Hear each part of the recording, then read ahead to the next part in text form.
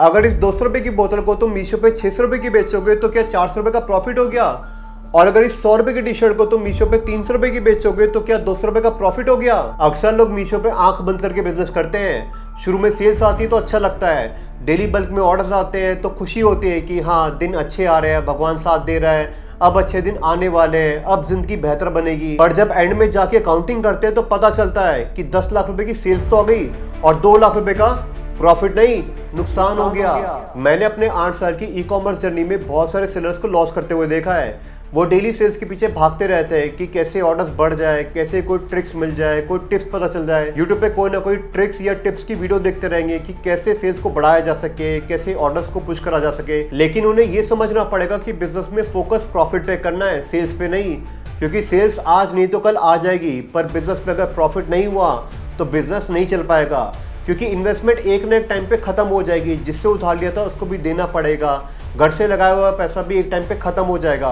पर अगर प्रॉफिट नहीं हुआ तो बिजनेस लॉन्ग टर्म तो बहुत दूर की बात है, 6 महीने में ही बिजनेस को बंद करके घर पे बैठ जाओगे। क्योंकि बिजनेस में घर से पैसा लगाकर आज तक कोई नहीं कर पाया है और तुम भी नहीं कर पाओगे। इसलिए बिजनेस में प्रॉफिट पे फोकस करो, ना कि सेल्स पे। तो अब अगर तुम मीशो पे सेल कर रहे हो और ऑर्डर्स या सेल्स को देख के खुश हो रहे हो कि हाँ मेरे बहुत सारे ऑर्डर्स आ रहे हैं, बहुत सारी सेल्स आ रही है, या फिर तुम मीशो पे स्टार्ट करना चाहते हो, तो इस वीडियो को एंड तक देखो, क्योंकि ये वीडियो मीशो के सारे राज खोल देगी जिस वजह से तुम लॉस कर रहे हो। मैं इस वीडियो के अंदर exact step by step calculation दिखाऊंगा कि कैसे मीशो में प्रॉफिट कैलकुलेट करा जाता है, इसलिए वीडियो को बहुत ध्यान से देखना। अब आप लोग मेरी स्क्रीन पे आ चुके हो। स्क्रीन के अंदर मैं यहाँ पे मीशो का रियल प्रॉफिट कैलकुलेशन दिखाने वाला हूँ, एग्जैक्ट मीशो की हिडन कॉस्ट बताने वाला हूँ जो आपको किसी भी वीडियो में देखने को नहीं मिलेगी।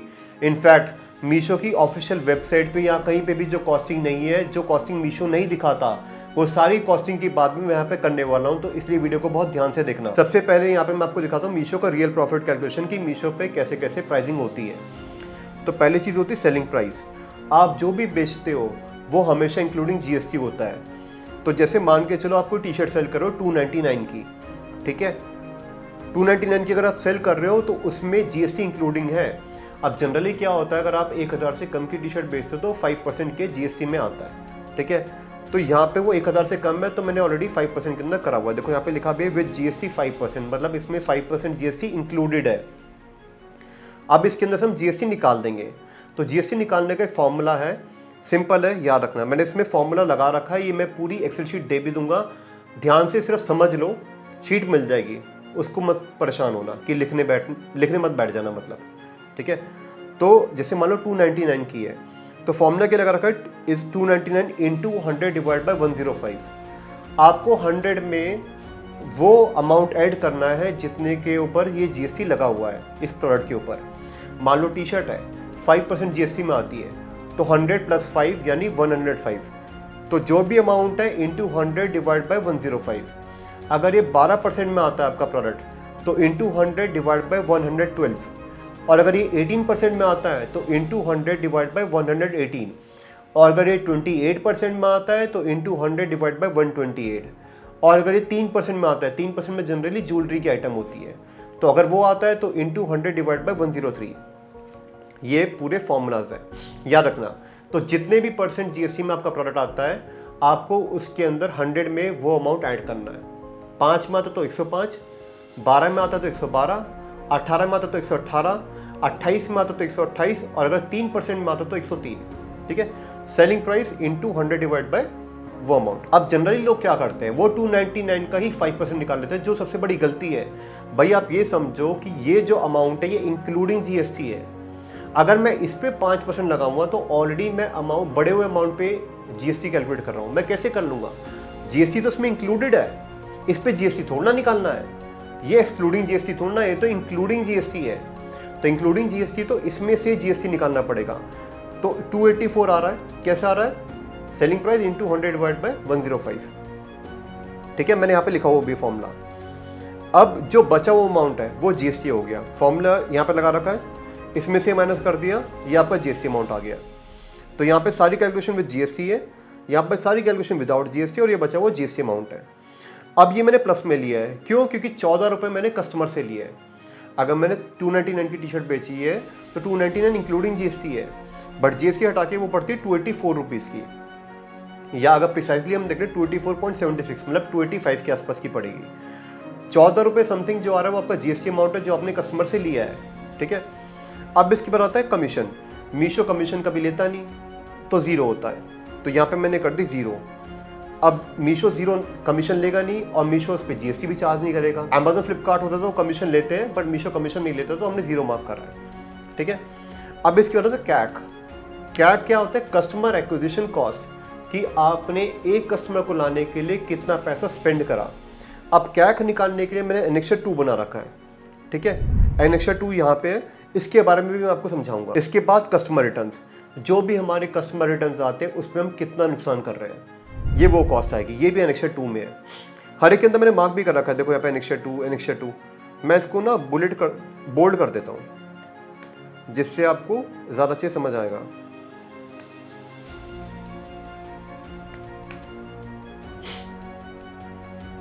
और आपको एक चीज़ और सिखा देता हूँ, देखो कभी भी हम जब डालते हैं ना एक्सेल में, तो माइनस के साथ, जैसे माइनस लगा रखा है तो उसके साथ हम कभी भी टेक्स्ट नहीं डाल सकते। ये एक्सेल के कुछ फॉर्मूलाज होता है, एक्सेल के बारे में भी सीखना चालू कर दो, वरना मैं सिखा दूंगा आपको चैनल के ऊपर ही। तो यहाँ पे भी क्या कर रखा है मैंने, सिंगल कोटेशन मार्क लगा रखा है। इसको सिंगल कोट कहा जाता है। कुछ लोग इसको कॉमा बोलते हैं, कुछ लोग इसको इन्वर्टेड कॉमा बोलते हैं, बट जब सिंगल कॉमा वो बोलते हैं ना उसको अगर टेक्निकल लैंग्वेज में बोला जाए तो सिंगल कोट कहा जाता है, सिंगल कोटेशन मार्क। ये सब चीज़ें भी सीखते जाओ हाथ के हाथ, ठीक है।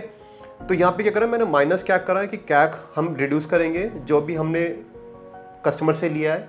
अगर 284 में हमने कमाया है कस्टमर से, 284 की टी शर्ट बेची है एक्चुअल में, कस्टमर एक्विजिशन कॉस्ट की एक कस्टमर को लाने के लिए हमने कितना पैसा स्पेंड करा वो माइनस करेंगे।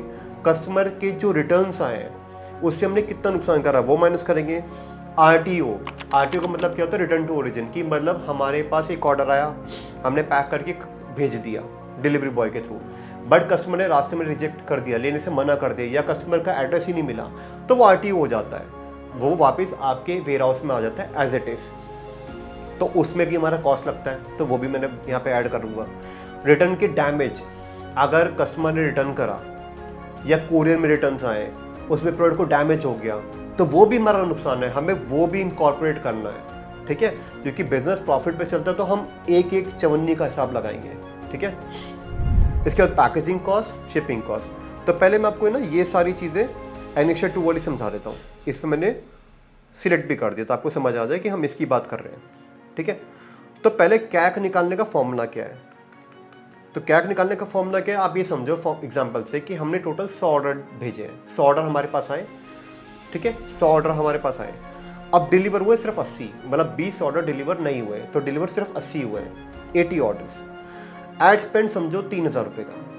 ये मैंने एक यहाँ पे समझो हाइपोथेटिकल सिचुएशन बता रहा हूँ। हाइपोथेटिकल मतलब कि एक एग्जाम्पल के साथ बता रहा हूँ। एग्जैक्ट आपके बिजनेस में क्या है आप अपने हिसाब से अपने नंबर चेंज कर देना, बट मैं यहाँ पे एग्जाम्पल के साथ समझा रहा हूँ कि 100 ऑर्डर आए, 80 मेरे डिलीवर हो गए, 20 मेरे डिलीवर नहीं हुए।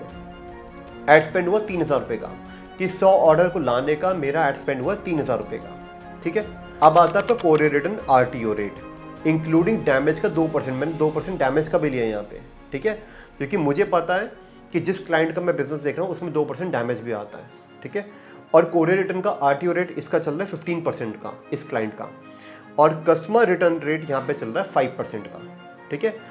अगर आपका जो भी बिजनेस होगा, ये मैंने ना एग्जाम्पल मतलब मैंने ना एक रैंडम फिगर्स ले लिए, बाकी आपका कोई भी जो आपका बिजनेस होगा मीशो के अंदर अगर आप सेलिंग कर रहे हो तो मीशो के अंदर आपको दिख जाएगा कि आपका कोरियर रिटर्न परसेंटेज क्या चल रहा है और आरटीओ परसेंटेज क्या चल रहा है। सिंपल है, कोई ज़्यादा गणित वाली बात नहीं है, साफ साफ दिख रहा है कि आरटीओ परसेंटेज कितना है, कस्टमर रिटर्न का परसेंटेज कितना है। तो आप यहाँ से अपना कैलकुलेट कर लेना कि आरटीओ परसेंटेज कितना है, कस्टमर रिटर्न परसेंटेज क्या है, और इस हिसाब से अपने नंबर्स को यहाँ पर डाल देना। मैं यहाँ पे एक रैंडम फिगर्स लेके चल रहा हूँ। समराइज करता हूँ, 100 ऑर्डर्स आए, 80 डिलीवर हो गए, एड स्पेंड हुआ 3000 रुपये उन ऑर्डर्स को लाने के लिए। कस्टमर रिटर्न का जो परसेंटेज है, कस्टमर रिटर्न रेट जो है मेरा परसेंटेज, मैंने एक रैंडम 5% लिया है, आप अपने डैशबोर्ड से देख लेना। कोरियर रिटर्न का जो परसेंटेज है, courier return RTO percentage including damage का 2%, मेरा 15% है। अगेन रैंडम फिगर लिया, आप अपने एग्जैक्ट नंबर्स लेना, ठीक है। तो एक हाइपोथेटिकल सिचुएशन ले रखी है। अब आते हैं एनेक्सर 2 पे। अब हम निकालेंगे कैक। तो कैक का फॉर्मूला क्या है, ad spend divide by delivered orders, ठीक है। डिलीवर्ड ऑर्डर्स कितने थे हमारे 80, 80 ऑर्डर्स डिलीवर हुए, एड स्पेंड हुआ था हमारा 3000 का। फॉर्मूला मैंने यहाँ पे लगा रखा है K5 divide by K4, 3000 divide by 80, ठीक है। ये आगे क्या है हमारा 37.5 रुपीज़ का फॉर्मूला लगा रखे हैं। आपको जस्ट अपने यहाँ पे नंबर चेंज करने हैं और ये ऑटोमेटिक आपका कैक निकाल देगा, ठीक है। एक्सेल नहीं आता तो कोई बात नहीं, शीट दे दूंगा, हर एक चीज़ का फॉर्मूला लगा रखा है, समझा भी रखा है कि देखो यहाँ पे फिगर्स है, ठीक है। Courier return loss, courier return का मैंने एक आइडिया लिया है कि मेरी पैकेजिंग वगैरह का एक लॉस होता है। बेसिकली मेरी से मतलब है सेलर की, जो भी हम सेलर से मैनेज करते हैं, तो उन्होंने बताया कि मेरा एक पैकेजिंग का इतना लॉस होता है। तो 20 रुपये के आसपास वो कह रहे हैं कि मेरी पैकेजिंग का शिपिंग लेबल वगैरह जो मैं निकालता हूँ 20 रुपये का एक कॉस्ट आता है। तो 20 रुपीज़ का मैंने कॉस्ट ले लिया, 20 इंटू ब्रैकेट में रखा है 15 माइनस 2। 15 माइनस 2 क्या है कि 15% मेरा कोरियर रिटर्न का परसेंटेज था, 2% मेरा डैमेज का था। तो एग्जैक्ट कोरियर रिटर्न का जो परसेंटेज है हम सिर्फ वही लेने वाले हैं, ठीक है। तो 15 माइनस 2, तो कोरियर रिटर्न में से डैमेज का परसेंटेज निकाल दिया, तो ये वो एग्जैक्ट परसेंटेज है जो कोरियर रिटर्न में ही जाते हैं।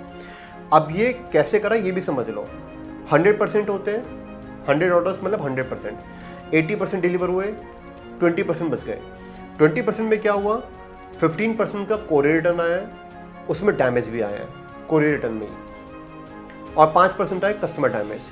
टोटल हो गया 100% कि 100 में से 80% डिलीवर्ड हुए, 15% कोरियर रिटर्न हुए इंक्लूडिंग 2% डैमेज की, और 5% हो गए हमारे कस्टमर रिटर्न। कंप्लीट 100% का नंबर आ गया हमारा, ठीक है।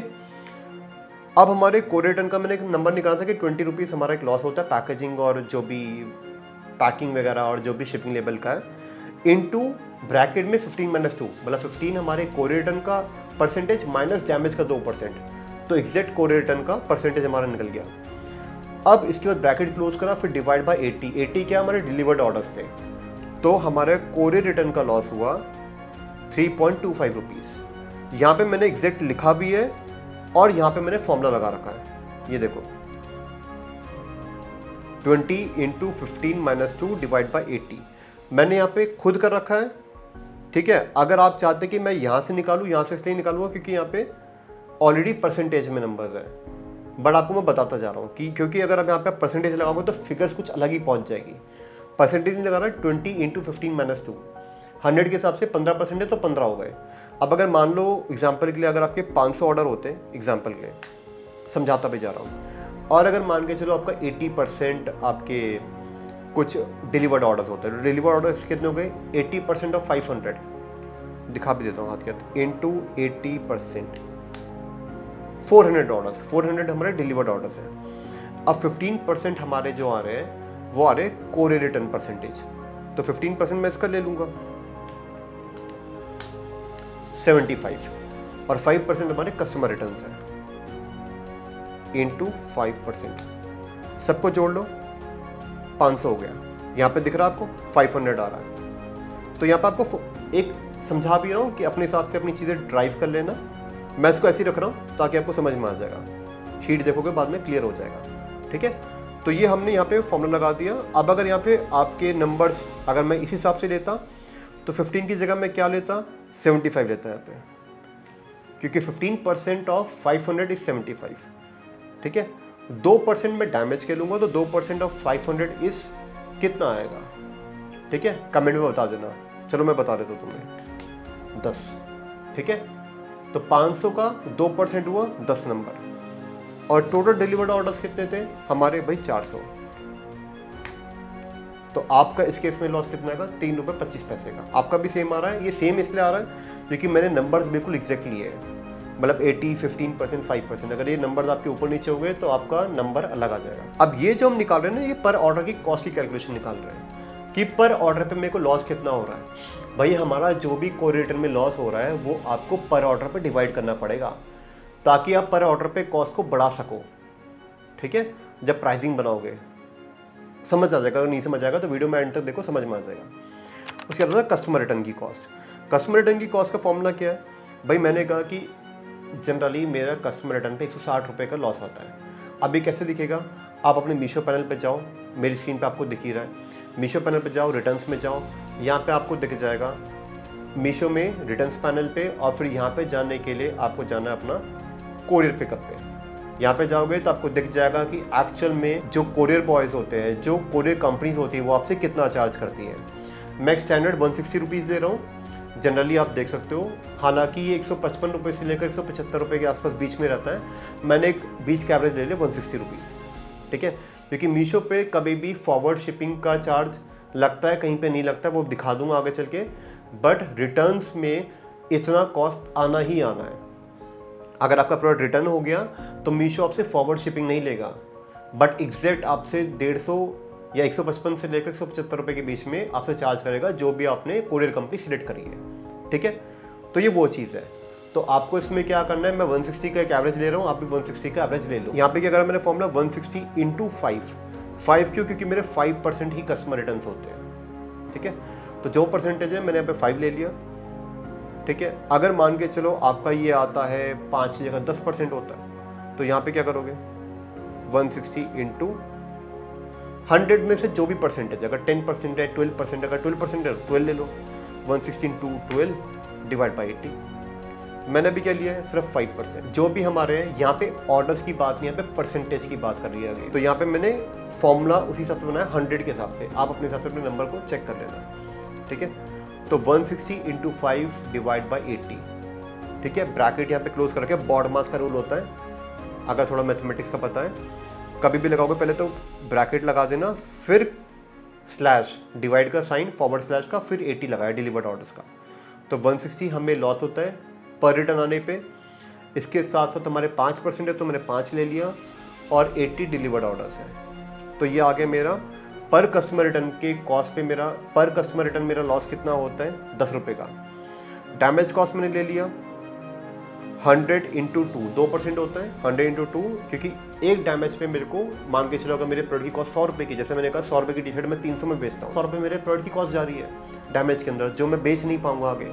तो 100 रुपये का मैंने कॉस्ट ले लिया, 2% मेरे डैमेज होते हैं, तो 100 इंटू 2 ब्रैकेट को क्लोज करा, डिवाइड बाई 80 डिलीवर्ड ऑर्डर्स है। तो पर डैमेज कॉस्ट आपका हुआ 2.5 रुपीज़। अब ये सब हम निकाल रहे हैं पर ऑर्डर की कॉस्ट की कैलकुलेशन, कि एक ऑर्डर को हमारा जितना भी नुकसान हुआ है 100 ऑर्डर के अंदर, कस्टमर रिटर्न पे इतना हुआ, डैमेज पे इतना हुआ, कोरियर रिटर्न पे इतना हुआ, इन सबको हम पर ऑर्डर पे डिवाइड कर देंगे, पर ऑर्डर पर निकाल देंगे। अब ये आपको समझने में हेल्प करेगा, प्रॉफिट चेक करने में भी, और ये आपको आगे प्रोडक्ट की प्राइसिंग करने में भी हेल्प करेगा। कैसे करेगा वो भी दिखा देता हूँ। अब सबसे पहले यहाँ पे नंबर डाल देते हैं जो हमने भी डिटरमाइन करें यहाँ से एनेक्सर 2 से। तो कैग का हम यहाँ पे -37.5 कर देंगे, ठीक है। -37.5 जो हमने एड स्पेंड करा है पर ऑर्डर पे, हमने क्रॉस 3000 स्पेंड करा है, 3000 स्पेंड कर रहा है 80 डिलीवर्ड ऑर्डर्स करने में, बट वो 3000 हमने 80 ऑर्डर में करा है, बट पर ऑर्डर को लाने में मेरा स्पेंड कितना हुआ, वो मेरा स्पेंड हुआ 37.5। आपने शार्क टैंक में भी देखा होगा, यूनिट इकोनॉमिक्स की बात करते ही यूनिट इकोनॉमिक्स पे ही चल रहा है, ठीक है। तो -37.5 हमारा कैक आया था, वो मैंने यहाँ पे डाल दिया। बट मीशो के अंदर हम जो भी एड स्पेंड करते हैं, मीशो उस पर जीएसटी भी लेता है। क्यों लेता है, क्योंकि मीशो कोई भी पैसा लेता है तो उस पर आपको जीएसटी चार्ज करता है। हालांकि इसका आपको इनपुट मिल जाता है अपने जीएसटी पोर्टल के अंदर, जिससे आप क्लेम कर देते हो। तो इसलिए मैंने यहाँ पे -6.75 कर दिया, क्योंकि अभी तो हमारे पास से जा रहा है। ये 14 रुपये हमने कस्टमर से लिए थे, ये भी हमारे पास जेब में तो आना नहीं, ये हमारे जीएसटी पोर्टल में चला जाएगा। 14 रुपये हमारे पास आया, 6 रुपये 75 पैसे हम मीशो को देकर आ गए जीएसटी के तौर पे, ठीक है। आगे चलो, 10 रुपये कस्टमर रिटर्न कॉस्ट, ये मैंने यहाँ से निकाली है, ठीक है, -10 रुपीज़। अब ये हमारा लॉस है, इसके ऊपर हमें जीएसटी किसी को देना नहीं है, तो वो इसमें जीएसटी नहीं आएगा। कोरियर रिटर्न का कॉस्ट 3.25 का आया था, अगेन मेरा कॉस्ट है, मैंने मीशो या किसी को देना नहीं, तो जीएसटी की बात नहीं आती। रिटर्न के डैमेज कॉस्ट -2.5 रुपीज़, ये रहा, हमने निकाला था अभी। तो 2.5 रुपये हमारा लॉस हुआ, अगेन मेरा लॉस है, तो जीएसटी यहाँ पे देना नहीं किसी को। पैकेजिंग का कॉस्ट मैंने यहाँ पे -10 रुपये लिया है। माइनस क्यों लिया है, क्योंकि हमारा नुकसान हो रहा है, मतलब खर्चा हुआ एक तरीके से। तो जो जितने भी खर्चे हैं, जो भी नुकसान हो रहा है, वो यहाँ पे खर्चे नुकसान माइनस में चले जाएंगे। जो हम कस्टमर से ले रहे हैं सिर्फ वही प्रॉफिट में जाएगा, प्लस में जाएगा, कहने का मतलब ये है। तो पैकेजिंग कॉस्ट हमारा 10 रुपये का पड़ता है। ये मैंने हमारे जो सेलर है उनसे पूछा था, अगर आपको लगता है कि मेरा पैकेजिंग कॉस्ट ज़्यादा है तो आप वो डाल देना, और अगर आपने उस पर कोई जीएसटी भी देते हो तो वो भी डाल देना, कितना जीएसटी मैं उस पर भी पे करके आया हूँ, ठीक है। इसके बाद शिपिंग कॉस्ट। शिपिंग कॉस्ट मैं यहाँ पे क्यों ले रहा हूँ? अब आप कहोगे कि भाई सर मीशो में तो शिपिंग लगती ही नहीं, मीशो तो कस्टमर से शिपिंग लेता है, बट मीशो बहुत सारी जगह शिपिंग आपसे भी लेता है। आपने कभी चेक नहीं करा होगा, कभी भी जाके देखना अपनी रिपोर्ट्स के अंदर, मीशो बहुत बार आपसे शिपिंग भी लेता है। इसलिए मैं यहाँ पे ना एक स्टैंडर्ड 50 रुपये का शिपिंग अमाउंट लेके चल रहा हूँ। ये इसलिए लेके चल रहा हूँ कि कभी मीशो चार्ज करता है, कभी नहीं करता है। आपका भले ही सेल कम आ जाए, बट आपको नुकसान नहीं करना है, लॉस बिल्कुल नहीं करना है। इसलिए मैं यहाँ पे 50 रुपये ले रहा हूँ। हम भरोसे पे नहीं बैठे हैं कि मीशो शिपिंग लेगा नहीं लेगा, इसलिए मैं यहाँ पे 50 रुपये शिपिंग पहले से लेके चल रहा हूँ कि मेरा 50 रुपये का शिपिंग मीशो लेगा ही लेगा, चाहे मीशो ले ना ले। अगर नहीं लेगा तो मुझे प्रॉफिट आ जाएगा, और अगर ले रहा है तो भाई मैं पहले से क्लेम करके चल रहा हूँ तो मेरे को नुकसान नहीं होगा। ठीक है, अब आएगा TCS। TCS क्या होता है? Tax collection at source. ठीक है, डेप्थ में नहीं जाएंगे, अकाउंटिंग की लैंग्वेज है, सिर्फ ऊपर से बता देता हूँ आपको ताकि कंफ्यूज ना हो। 0.5% of selling price without GST आप पे TCS चार्ज होता है। तो 0.5% of selling price without GST कितना था भाई? देखो यहाँ पे मैंने निकाल भी रखा है। विदाउट GST 284 था, इसका 0.5% हमने ले लिया। इसके बाद TDS 0.1% of selling price without GST। Without GST वाले सेलिंग प्राइस पे आपसे 0.1% चार्ज करा जाता है, तो ये भी हमारा नुकसान है, इसका मैंने 0.1% ले लिया। अब नेट सेटलमेंट 284 में से सारे खर्चों को मैंने माइनस कर दिया, मेरे पास बचे 171 रुपीज़। ठीक है, या एग्जैक्ट नंबर बता दो तो 171.51, ये नंबर समझ लो। ठीक है, जैसे मैं इसको राउंड ऑफ कर देता हूँ, ये लो 171.51 है, 50 पैसे से ऊपर हो गए तो 172 ही हो जाएगा राउंड ऑफ। ठीक है, इनफैक्ट मैं सभी को राउंड ऑफ कर देता हूँ जिससे आपको चीज़ें ज़्यादा अच्छे समझ आए।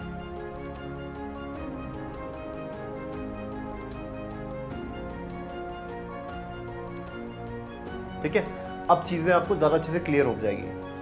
तो यह आपका आ गया 172 रुपीज़ जो आपको मीशो से सेटलमेंट मिला है। ठीक है, और यहाँ पे है -3 रुपये। ये मैंने क्या करा, 14 रुपये जो मेरे को GST मिला था उसमें से जहाँ जहाँ मैं GST देकर आया हूँ वो सारे GST, जैसे 50 रुपये का मेरा शिपिंग का कॉस्ट हुआ तो मीशो उस पर भी GST लेगा। अगर मीशो आपसे कोई पैसा लेता है तो उस पर GST ज़रूर चार्ज करेगा, क्योंकि वो GST इसको गवर्नमेंट को जमा कराना है और गवर्नमेंट अल्टीमेटली आपके GST पोर्टल में दिखा देगी। तो इसका मतलब क्या है कि 14 रुपये मैंने कस्टमर से लिए, फिर जहाँ जहाँ मैं GST देकर आया हूँ वो मैंने मार्क कर दिया, तो -3 रुपये, मतलब 3 रुपये मेरे पास ऑलरेडी GST पोर्टल में इनपुट है। ठीक है, ऑलरेडी इनपुट है तो मेरा को और GST वालों को नहीं देना। अगर GST वाले मेरे से कहते हैं कि भाई 14 रुपये आप कस्टमर से लेकर आए हो, आप 14 रुपये हमें दे दो, मैं कहूँगा भाई 14 तो मैं लेकर आया हूँ, बट भाई 7 रुपये मैंने ऐड स्पेंड करने पे मीशो को भी दिया है, वो भी देखो मेरे इनपुट में दिखा रहा है। वो कहेगा चलो ठीक है बाकी 7 रुपये दे दो। मैं कहूँगा बाकी 7 क्यों दूंगा भाई, 9 रुपये मैंने मीशो को फिर दिया शिपिंग कॉस्ट के नाम का। ठीक है, वो कहेगा ठीक है अब तो आप प्रॉफिट में आ गए, 2 रुपये आपके हमारे पास है, उल्टा आपको नहीं देने सर, हम आपको देंगे। ठीक है, फिर आप कहोगे कि नहीं आपने 1 रुपये मेरे से TCS का नाम का भी लिया है, टैक्स कलेक्शन एट सोर्स, मुझे वो भी चाहिए। ठीक है जी, चलो -3 हो गए। अब 0% of selling price without GST जो यहाँ पे आ रहा है, यहाँ पे मैं 2 कर देता हूँ ताकि कुछ दिख जाए, क्योंकि दिख नहीं रहा। राउंड ऑफ 0.28 पैसा। अभी 0.28 पैसे का जो कॉस्ट है TDS का, ये जब आपको इनकम टैक्स रिटर्न फाइल करते हो ना हर साल, ये वहाँ पे आप क्लेम कर लेते हो। ठीक है, तो कहने का मतलब है 3 रुपये आपको उल्टा गवर्नमेंट से लेने ही है, जो मिलेंगे नहीं वो आगे एडजस्ट हो जाएगा अगले महीने। तो आपको हमेशा ना GST की कैलकुलेशन अलग ही करनी है, क्योंकि GST कभी भी जेब में आने वाला ही नहीं है। अगर बच गया कस्टमर से ज़्यादा तो गवर्नमेंट को दे दोगे, और अगर नहीं बचा तो इनपुट पड़ा रहेगा, अगले महीने एडजस्ट हो जाएगा। और उल्टा अगर आपको पता हो, अगर आप अपने ऑफिस के कोई भी एक्सपेंस लेते हो, कोई भी सामान लेते हो, आप अपना GST इनवॉइस के साथ लो। उससे क्या होगा, जैसे मान लो आप ऑफिस के लिए कोई अप्लायंसेस ले लेते हो इलेक्ट्रॉनिक, मान लो आप कोई इंडक्शन ले लेते हो या फ्रिज ले लेते हो, AC ले लेते हो, कूलर ले लेते हो, कोई टेबल ले लेते हो, कोई भी सामान लेते हो, आप उस पर GST इनवॉइस ज़रूर लो। वो क्या करेगा, जैसे मान के चलो आपने एक फ़ोन लिया, एग्जाम्पल के लिए फ़ोन या फिर मान लो मैं एक एसी का रिमोट दिखाता हूँ। अभी मान लो ये एसी है कुछ 65,000 रुपये का, ठीक है। तो 65,000 का एसी है, इस पर मैंने एक जीएसटी पे करा होगा। तो मैंने क्या करा, अपना जीएसटी का इनपुट ले लिया वहाँ पे। अब ये इनपुट ऑलरेडी मान लो 65,000 का है एग्जाम्पल के लिए। अगर 65,000 का और इस पर मेरा 18% जीएसटी भी था, 100 डिवाइड बाई 118, 55,000 रुपये। तो 55,000 रुपये का मेरे को एसी पड़ा, 10,000 तो मैं जीएसटी के नाम के देकर आया हूँ। तो वो 10,000 रुपये एटलीस्ट मेरे पास इनपुट आ जाएगा और मैं अगले महीने एडजस्ट हो जाएगा। अगर इनपुट नहीं लोगे और अगर आपने कस्टमर से सेल आई है, अभी तो एक ऑर्डर के दिखा रहा हूँ जिसमें आपको 14 रुपये दिख रहे हैं, जब आपके महीने के 1000 ऑर्डर, 10,000 ऑर्डर, 1 लाख ऑर्डर हो गए तो ये अमाउंट बहुत बड़ा होगा। अगर आपने मान के चलो 10,000 टी शर्ट बेची, तो 10,000 टी शर्ट बेची तो कितना हुआ भाई, ये 10,000 इंटू 14, 1,40,000 का जीएसटी ले लिया। अब मीशो का पैसा दो, तब तो ये अमाउंट बड़ा दिख गया ना। 1,40,000 गवर्नमेंट को देना है, ठीक है। तो उस केस में आपको हेल्प करेगा। 10,000 रुपये आप कह दोगे कि भाई बाकी सारे ठीक है, बट 10,000 मैं वहाँ पे भी देकर आया हूँ एसी लेते हुए वक्त, तो वो भी आप क्लेम करो। तो वो आपका ही पैसा है, वो भी आपके काम आएगा, ठीक है। तो हर एक जब भी ऑफिस के लिए कोई सामान लेते हो, हमेशा उस पर जीएसटी इनवॉइस लो और उसको क्लेम करते रहो, ठीक है। अब टॉपिक पे आते हैं ताकि हम कंफ्यूज ना हो, इसको मैं हटा देता हूँ अमाउंट को। तो जीएसटी कैलकुलेशन हमेशा अलग से करेंगे क्योंकि वो जेब में आना नहीं है। अगर बचेगा तो अगले महीने एडजस्ट हो जाएगा, वरना गवर्नमेंट को देना ही होगा, ठीक है। तो वो नहीं काउंट करते हैं। अब यहाँ पे आता है हमारा 172 रुपीज़ का सेटलमेंट जो हमें मीशो से मिला है। बट हमारे बैंक ट्रांसफ़र यहाँ पे क्या है, 168। बैंक ट्रांसफ़र 168 क्यों होगा, क्योंकि 172 तो मैं मीशो से लिया है, बट 3 रुपये क्या हुआ, ये 3 रुपये दिखा रहा है बट ये ज़्यादा है। एग्जैक्ट नंबर दिखाता हूँ ना आपको, 3.22, और यहाँ पे भी कुछ 171 पॉइंट समथिंग आ रहा है, इसका भी दिखा देता हूँ। हमें एक रुपये का हिसाब निकालना है ताकि कहीं से भी लॉस ना हो। तो 171.51 है, इसमें से 3.22 माइनस करा, कुछ 168 रुपीज़ आपको बैंक ट्रांसफ़र हो गया, ठीक है। अब प्रोडक्ट का कॉस्ट, भाई जो मैं 300 की टी शर्ट बेच रहा हूँ या 299 की टी शर्ट बेच रहा हूँ, वो मैंने कहीं ना कहीं से तो खरीदी है, उसको बनाने का कॉस्ट भी तो आया है। ऐसे समझो कि ये जो हमारी टी शर्ट है, 299 की टी शर्ट है जो मैं बेच रहा हूँ, इसको बनाने का कॉस्ट भी तो आया होगा। तो 100 रुपये की मैं कॉस्ट एज्यूम करके चल रहा हूँ, आपकी जो कॉस्ट है आप वो डाल देना, ठीक है। तो अगर 100 रुपये की कॉस्ट भी है आपकी, तो 100 रुपये मैंने माइनस कर दी, तो अल्टीमेटली मेरे पास क्या बचा, 72 रुपीज़। मैंने नेट सेटलमेंट से ही निकाला है, क्योंकि बैंक ट्रांसफ़र से क्यों नहीं करा, क्योंकि इसमें जीएसटी की कैलकुलेशन भी दिखा रखी है समझाने के लिए, ठीक है। बट नेट सेटलमेंट से करना है क्योंकि जीएसटी कैलकुलेशन हमारे लिए इतनी मैटर नहीं करती, क्योंकि अगर होगा तो वो इनपुट ही मिल जाएगा। तो मैं बैंक ट्रांसफ़र वाला पॉइंट रखा हुआ है बट हटा भी रहा हूँ आपके सामने, जिससे आप कंफ्यूज ना हो। 72 रुपीज़ आपके पास प्रॉफिट बचा है। अब आपने देखा होगा कि मीशो पे बहुत सारे सेलर्स बहुत सस्ता बेचते हैं। जैसे मान के चलो 50 रुपये की टी शर्ट ली और 99 की, 90 रुपये की, 80 रुपये की बेच रहे हैं। तो मैं एग्जांपल ले लेता हूँ कि अगर आप 50 रुपये की टी शर्ट लेते और 90, 92, 98, 100 रुपये, 105 रुपये की बेचते, जैसे आप स्क्रीन पे देखोगे बहुत सारे सेलर्स हैं जो बहुत सस्ता बेच रहे हैं, लेस देन 100 का बेच रहे हैं, या 101, 105, 110 ऐसे बेच रहे हैं। तो मैं एग्जांपल लेता हूँ कि अगर हम 100 रुपये से कम की बेचते तो हम क्या कमाते हैं। मान के चलो मैं आप लेता हूँ कि मैं 99 की बेच रहा हूँ, ठीक है, लेस देन 100 की बेच रहा हूँ इंक्लूडिंग जीएसटी, सब कुछ वही है। मैं रिटर्न्स वगैरह एग्जैक्ट वो तो हो नहीं है जो जैसे भी लोग, इनफेक्ट सस्ती बेच रहे हो तो क्वालिटी और ख़राब होगी, उसमें रिटर्न ज़्यादा आने वाले हैं, ठीक है। तो मैं रिटर्न्स वगैरह सब कुछ वही जोड़ के चल रहा हूँ। आप कहते हो नहीं भाई मेरा एड्स में तो मैं इतना स्पेंड नहीं करता, चलो आपकी बात बड़ी कर देते हैं। 3,000 की जगह कितने का करोगे, 2,000 का कर लोगे। मैं मान लो यहाँ पे आप कहोगे नहीं 2,000 का भी नहीं, मैं तो 100 ऑर्डर के लिए सिर्फ 1,000 रुपये ही करता, 1,000 ले लो, आपकी बात ऊँची कर देते हैं। क्या आ गया हमारा भाई, कितना, -12.5।